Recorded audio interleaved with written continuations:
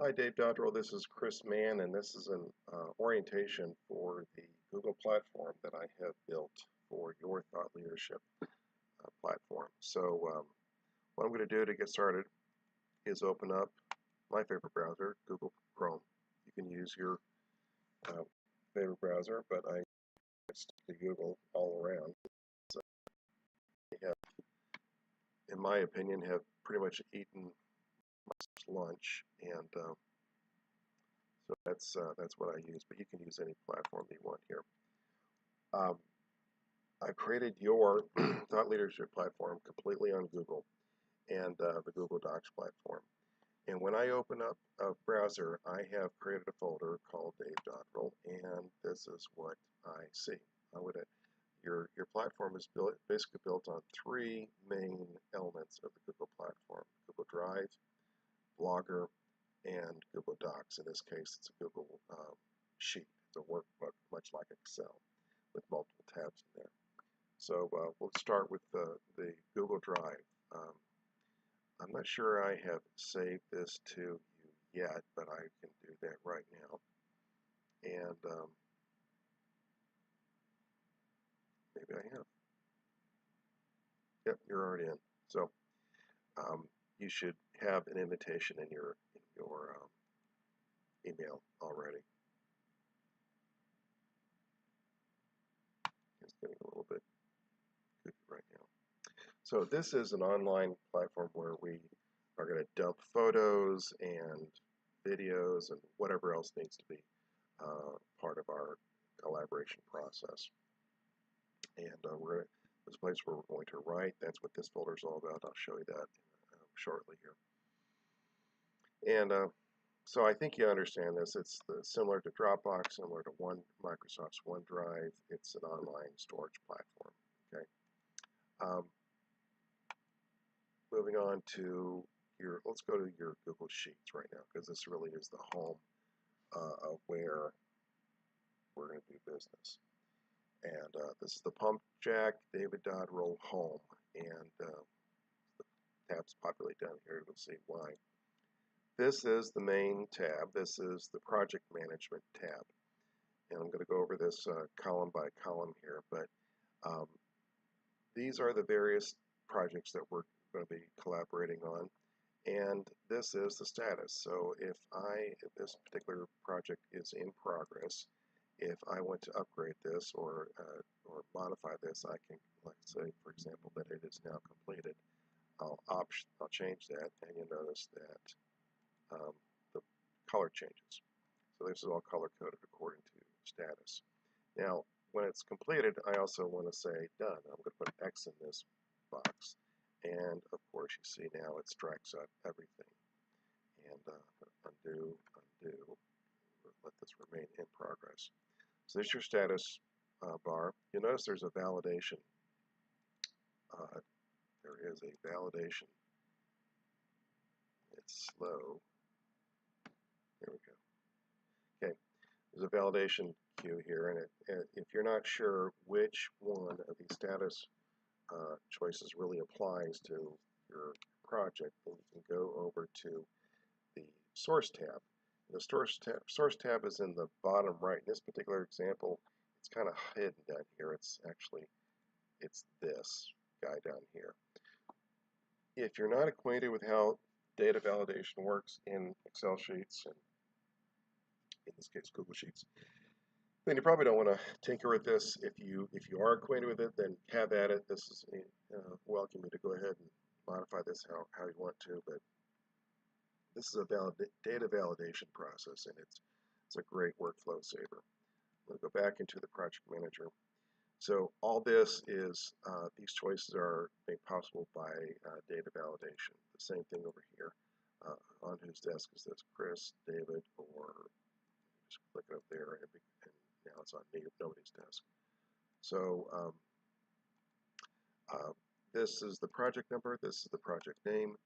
This field F, is the combination of this field and this field.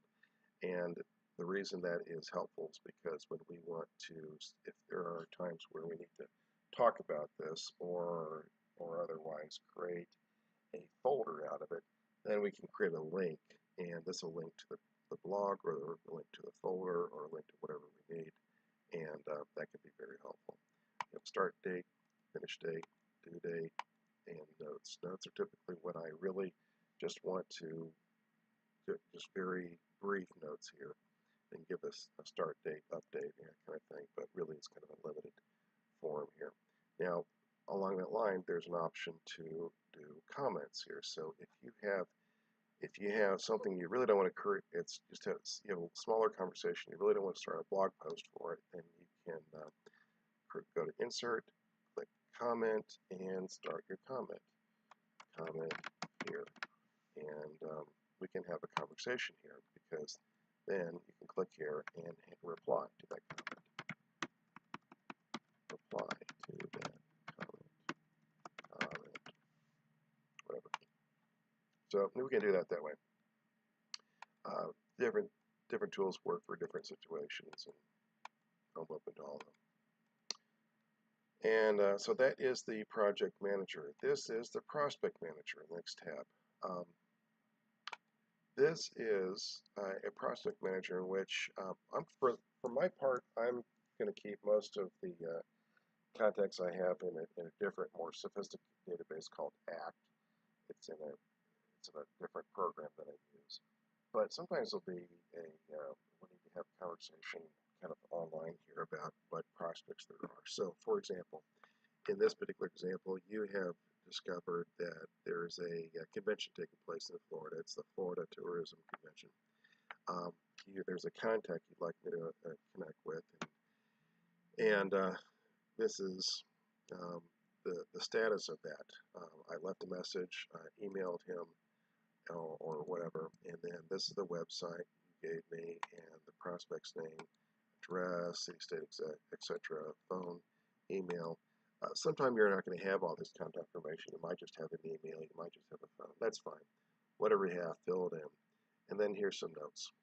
Okay, same idea. You can create a comment. We can have a conversation that way. That's usually sufficient for this kind of activity. But if you want to, we can also build in the potential for us to link out to a blog conversation, just depending on how we want to work that. Next is the resource directory. This is this tab is kind of a home a hub, if you will, for all the platforms that you have. So you have an Amazon.com account, and you're selling this book, Selling the Dream. Your Facebook, your Google Drive, and these are the links that go to those various places. The project manager, these are actually tabs within this very workbook that we're going here. I thought in the interest of thoroughness, we just make these links live here. And so if you click these links, you'll go right to tabs instead of just clicking on the tabs. I'm thinking about that. But anyhow, and here's a media clip. We can go up there in a moment. And your LinkedIn account, your Twitter account. We haven't made those yet, but that's all there. Anyhow, there's the hub, the repository of resources. At least has one home. It's the resource directory here. Okay. Media clip tracker. If and when, not if, but when you get coverage or you get hits, we place an article in the newspaper or what have you. We will put them here, and they will be tracked here, and then there'll be actionables on my part to follow up with thank yous or distribution or syndication or whatever we need to be doing here, and a link to wherever this appeared on the internet. Okay. Moving on, the next tab is the editorial brainstorming here. Editorial calendar first, and this is a calendar that we're going to build collaboratively. I have just propositionally listed you as blogging once per month. I don't know if you have more ambition to do, weekly or bi-weekly or whatever. This is all propositional.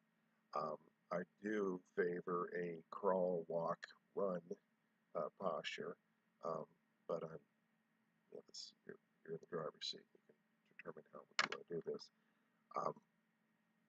What we'll do here is this will be a file name. This will be the subject roster. This is controlled. by the source tab. Now I already showed you the source tab. It's way down here on the bottom right. But you click here, and if you're not sure what belongs and what, then you just go to the source tab and find out what these individually mean. Okay, working title, the gist or hypothesis. This file name is a combination of column B and column C. So that becomes important because that's actually the name we will give this folder. And as you saw earlier, I already created a folder. I'll hit this link real quick here and go right to that folder. And this is where we can start dropping in Word documents, Excel documents, photos, videos, whatever we need in order to make that particular blog post. Okay. This URL here is the URL for the folder that goes into this folder right here. And I trust you understand that concept. If that is confusing, I can explain it to you better on the phone. But basically, everything, the beauty about the Google ideology is that everything, almost everything, has a URL to it. And that is the beauty of that's how they really kind of leapfrog Microsoft in the ideology. All their online platforms have their own URL. This right here is a URL. I double click into it. This is a new URL to it. And you'll notice that this equals that. So as I toggle back and forth here, they're the same thing because in fact they are the same thing. So I'll go back here. Actually, I'll just close it out.